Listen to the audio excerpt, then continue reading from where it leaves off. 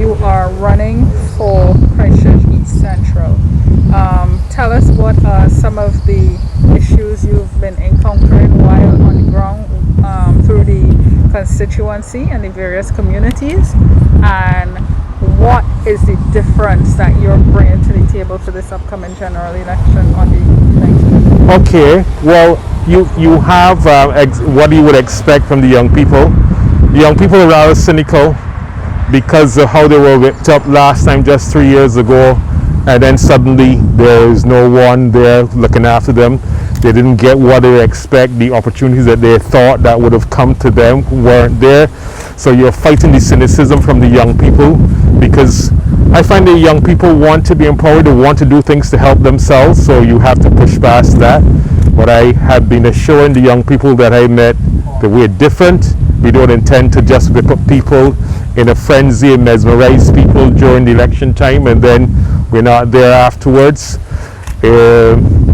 Other people, more adult people, are genuinely concerned about the direction of the country, that the direction of the country is taking.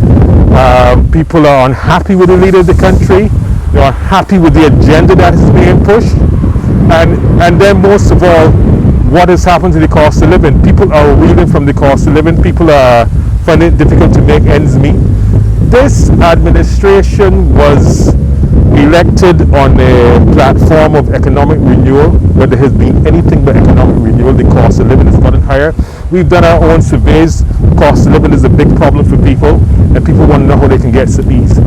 The government of Barbados cannot show you what they have done for ordinary people for 1.9 billion US dollars being borrowed since they've been in power. They can't show what they've done for ordinary people.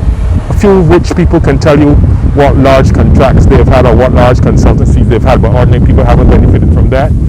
But I, as a candidate, the alliance in government, the alliance party in administration, will bring about a different kind of governance, a governance that is transparent. We can guarantee you a government that has integrity, and a government that puts people first and that empowers people and has a bottom-up approach, genuinely wanting to empower ordinary people, not just make a few people rich. And we certainly are against the agenda that the leader of the country seems to be wanting to push. All right. You're confident heading into the polls that you stand a pretty decent chance and you're ready to take on everybody. These things are difficult. You can never be all that confident, but the response has been great.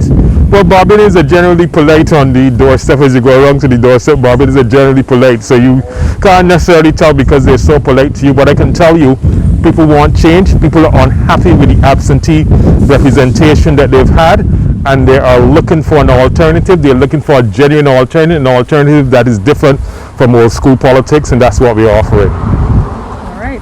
What are some of the communities you've had to visit you've visited so far? Because I know this is a pretty short period to do any kind of canvassing. Most of the canvassing that have been done in the Kingsland area. We're moving out tomorrow, but I've been doing most of the runs the last 3 or 4 days in the Kingsland area. Okay. Because the constituency is concentrated very much in this area. Okay. Thank you. All right. Tell me as well, outside of being a politician, what do you do? Outside of being a politician, right now I do a lot of work in the financial sector. I trade and I teach people to trade, and that is going fairly well.